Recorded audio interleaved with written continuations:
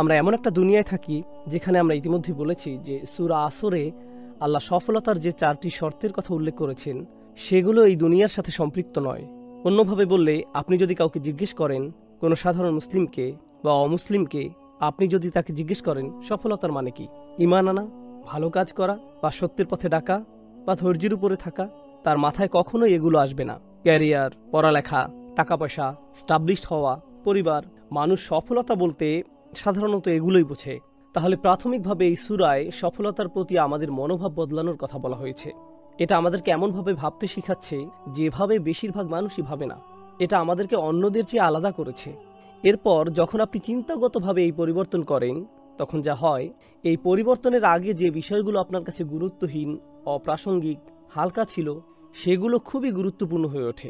আর যে বিষয়গুলো আপনার কাছে খুবই গুরুত্বপূর্ণ ছিল সেগুলো ততটাই অগুরুত্বপূর্ণ হয়ে ওঠে। অর্থাৎ যে বিষয়গুলোকে আপনি অগ্রাধিকার দিতেন তা পরিবর্তন হয়ে যায় এই আয়াতের শেষাংশে মুক্তির যে মনোভাব চাওয়া হয়েছে তার কারণে। তাহলে এখন প্রথম শর্তের ব্যাপারে আসি। আমরা এখানে কেবলমাত্র সাধারণ উপলব্ধির জায়গাটি আলোচনা করব। আমরা এখানে খুব বেশি একাডেমিক টার্ম নিয়ে কথা বলবো না, কারণ আমরা এর আগে এগুলো জেনেছি। অনেক মানুষই ঈমান বলতে শুধুমাত্র মুখের ভাষ্য বুঝে থাকে। তারা কেবলমাত্র বলে লা ইলাহা ইল্লাল্লাহ মুহাম্মাদুর রাসূলুল্লাহ সাল্লাল্লাহু আলাইহি সাল্লাম, হয়ে গেল। হয়তো মাঝে মাঝে মসজিদে যায়, মাঝে মধ্যে নামাজ পড়ে, হয়তো কেবলমাত্র জুমার নামাজ, কিন্তু বেশিরভাগ মানুষ এমনটি কেন করে? অবশ্যই আপনি এটাকে জ্ঞানের অপরিপক্কতা বলতে পারেন, কিন্তু প্রকৃত অর্থে এটি হলো মনোভাব। আমি বেঁচে গিয়েছি কারণ আমি ঈমান এনেছি। ঈমানই হলো একমাত্র শর্ত। এখন এই মনোভাবের 2টি সমস্যা রয়েছে। প্রথম সমস্যা হলো ঈমান সম্পর্কে আমরা যা ভাবি, আর দ্বিতীয় সমস্যা হলো মনে করা যে কেবল ঈমান আনাই যথেষ্ট। তাহলে এখানে 2টি সমস্যা আছে। আসুন প্রথম সমস্যাটির দিকে তাকাই।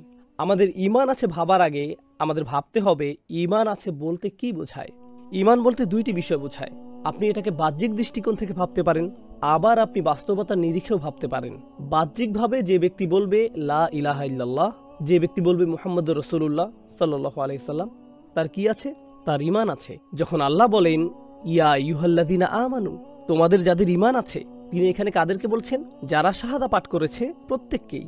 যে ব্যক্তি শাহাদা পড়েছে প্রত্যেকেই এর মধ্যে অন্তর্ভুক্ত। আপনাকে যদি কেউ বলে আসসালামু আলাইকুম রাহমাতুল্লাহ, সে আপনাকে সালাম দিল, তার ব্যাপারে আপনি কি ভাববেন? তার ঈমান আছে, সে ন্যূনতম শর্ত পূরণ করেছে। এটা আসলে বাহ্যিক দৃষ্টিভঙ্গি।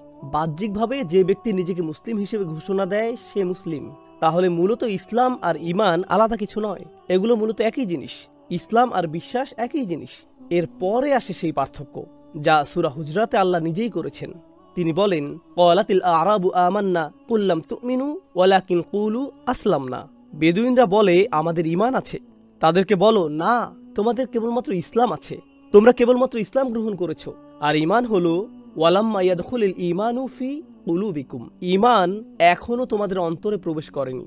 অন্যভাবে বললে এর মাধ্যমে আমরা বুঝলাম যে মানুষ ঈমান বলতে যা বোঝে আল্লাহর কাছে তা কি? ইসলাম। এটা কেবল ইসলাম। আর ঈমান কোথায় থাকে? ঈমান কেবল মুখের কথায় থাকে না। এই আয়াত অনুযায়ী ঈমান কোথায় থাকে?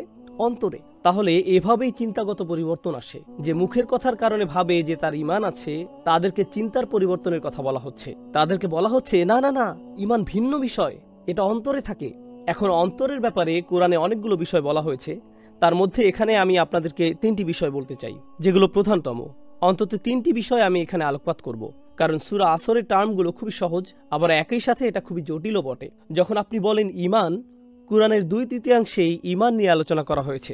তাহলে যখন আপনি পড়েন ইল্লাল্লাযীনা আমানু, এরপর আপনি কোরআনের বিভিন্ন আয়াত পর্যালোচনা করবেন, আপনি বোঝার চেষ্টা করেন তোমরা যারা ঈমান এনেছো, এটা দিয়ে কোরআনে কি বোঝানো হয়েছে। আপনি আসলে পুরো কোরআনটি অধ্যয়ন করছেন। এটা বেশ জটিল একটি বিষয়। অতএব আমাদেরকে কিছু বিষয় বাছাই করতে হবে যাতে আমরা আজকের আলোচনাটি গুছিয়ে নিতে পারি। অন্তরে ঈমান আনা বলতে কি বোঝায়? আমি এই আলোচনাটি 3টি বিষয় সীমাবদ্ধ করব, যেগুলোকে আল্লাহ অন্তরে অবস্থিত বলেছেন। 3টি বিষয় অন্তরে থাকে। প্রথম বিষয়টি আমরা এইমাত্র বললাম, সেটা কি? ঈমান। ওয়ালাকিন্নাল্লাহা হাব্বাবা ইলাইকুমুল ঈমান ওয়া যায়্যানাহু। প্রথম বিষয়টি আমরা এইমাত্র বললাম, সেটা কি? ঈমান। ওয়ালাকিন্নাল্লাহা হাব্বাবা ইলাইকুমুল ঈমান ওয়া যায়্যানাহু ফি কুলুবিকুম। তাহলে এটা হলো প্রথম বিষয় যা অন্তরে থাকে। দ্বিতীয় যে বিষয়টি আমরা পাই তা হলো ওহী। নবীজি সাল্লাল্লাহু আলাইহি সাল্লামকে বলা হয়েছে নাযালা বিহি রূহুল আমিন আলা কলবিক, ফেরেশতা জিব্রাইল তোমার অন্তরে দিয়েছেন। নবীজি সাল্লাল্লাহু আলাইহি সাল্লামের অন্তরে ওহী নাজিল করা হয়েছে। জ্ঞানী মানুষদের কথা বলতে গিয়ে সূরা আনকাবুতে আল্লাহ বলছেন বাল হুয়া আয়াতুম বাইয়িনাতুন ফি সুদুরিল্লাযিনা উতুল ইলম। বস্তুত এটি হচ্ছে সুস্পষ্ট নির্দেশাবলী তাদের হৃদয়ে যাদের জ্ঞান দেয়া হয়েছে। অন্যভাবে বললে অন্তরে থাকা প্রথম বিষয় হচ্ছে ঈমান, দ্বিতীয় বিষয় হচ্ছে ওহী। যখন আমরা কোরআন পড়ি, যখন আমরা কোরআনের শিক্ষাগুলো উপলব্ধি করি, যখন আমরা সত্যিকার অর্থে উপলব্ধি করি, তখন এটা আপনার মুখে বা মাথায় থাকে না। কোথায় থাকে? এটা থাকে আপনার অন্তরে। ফি সুদুরিল্লাযিনা উতুল ইলম, তাদের হৃদয়ে, সত্যিকার অর্থেই যাদের জ্ঞান দেয়া হয়েছে। চমৎকার একটি বিষয় হচ্ছে আল্লাহ এখানে জ্ঞান শব্দটি ব্যবহার করেছেন, কারণ সাধারণভাবে আমরা জ্ঞান বলতে চিন্তা বুঝি, হৃদয় বা বুক নয়। তাহলে তিনি এখানে এই দুইটিকে সমার্থক করেছেন। তো প্রথম বিষয় হচ্ছে ঈমান, দ্বিতীয় বিষয় হচ্ছে আয়াত, ওহী, আর তৃতীয় বিষয় যাকে অন্তরের সাথে যুক্ত করা হয়েছে, অবশ্যই এটি অন্য বিষয়ের সাথে যুক্ত, কিন্তু এটি অন্তরের সাথে বেশি যুক্ত করা হয়েছে, তা হলো যিকর, স্মরণ করা এবং অন্যকে স্মরণ করানো। এটিকে বারংবার অন্তরের সাথে সংযুক্ত করা হয়েছে। আল্লাহ তাআলা বলেন, ওয়ালা তুতি'আ মান আগফালনা কলবাহু আন যিকরিনা। এমন কোন ব্যক্তির কথা মানবে না যার অন্তরকে আমি আমার স্মরণ থেকে গাফিল করে রেখেছি। তাহলে অন্তরে কি নেই? স্মরণ। তিনি বলেন, আলা বিযিকরিল্লাহি তাতমাইন্না আল কুলুব। জেনে রাখো, আল্লাহর স্মরণ দ্বারাই অন্তরসমূহ প্রশান্ত হয়। তাহলে অন্তরের সাথে যুক্ত তৃতীয় বিষয়টি হলো স্মরণ। বলে রাখি, ঈমানের উচ্চ স্তর যখন আপনার অন্তর ঈমান দিয়ে পূর্ণ, এটাকে কি বলে জানেন? এটাকে বলে সাকিনা। যখন আপনার অন্তর পুরোপুরি ঈমান দিয়ে পূর্ণ, তখন সেই ঈমানের পুরস্কার হলো, বিগত সেশনে আমরা ঈমানের ফল নিয়ে বলেছি, তা হলো সাকিনা, যা আল্লাহ সূরা ফাতহে আলোচনা করেছেন। সূরা ফাতহে আল্লাহ বলেন, আল্লাহ বিশ্বাসীদের অন্তরে সাকিনা দেন। যাই হোক, এটা অন্য বিষয়। তাহলে যে তিনটি মৌলিক বিষয় বললাম তা হলো ঈমান, এরপর আয়াত, এরপর তৃতীয় বিষয়টি হলো যিকর বা স্মরণ। আমি এই তিনটি বিষয় তুলে ধরছি কারণ এই তিনটি বিষয় আসলে একটি বিষয়েরই অঙ্গ। অর্থাৎ যখন আপনার হৃদয়ে আয়াত থাকবে, তখন কি বৃদ্ধি পায়? আপনার ঈমান। যখন আপনি আল্লাহকে স্মরণ করেন, আল্লাহকে স্মরণের সেরা উপায়টি কি? আল্লাহর আয়াত। আর যখন আপনি তাকে তার আয়াত দিয়ে স্মরণ করেন, তখন ঈমান বেড়ে যায়। আর এই তিনটি বিষয় কিভাবে সম্পর্কিত, এটা বুঝতে আমরা সূরা আনফাল একটু তাকাই। এটা কোরআনের ৮ম সূরা। ইন্নামাল মুমিনুন আল্লাযীনা ইযা যুকিরাল্লাহ ওয়াজিলাত কুলুবুহুম। মুমিন তো তারা যাদের অন্তরসমূহ কেঁপে ওঠে যখন আল্লাহকে স্মরণ করা হয়। যখন আল্লাহর কথা স্মরণ করা হয়, তাদের অন্তর কেঁপে ওঠে। তাহলে এখানে অন্তরের সাথে কি উল্লেখ করা হয়েছে? স্মরণ। যুকিরাল্লাহ ওয়াজিলাত কুলুবুহুম। আমরা একই আয়াতে আছি, ওয়া ইযা তুলিয়াত আলাইহিম আয়াতুহু। যখন তাদের উপর তার আয়াতসমূহ পাঠ করা হয়, তাহলে এই আয়াতে কিসের বর্ণনা এসেছে? আয়াত, স্মরণ এবং আয়াত। কি বাকি থাকলো? এখানে তিনটি বিষয় ছিল। একটি হলো স্মরণ, অপরটি আয়াত, তৃতীয় বিষয়টি কি?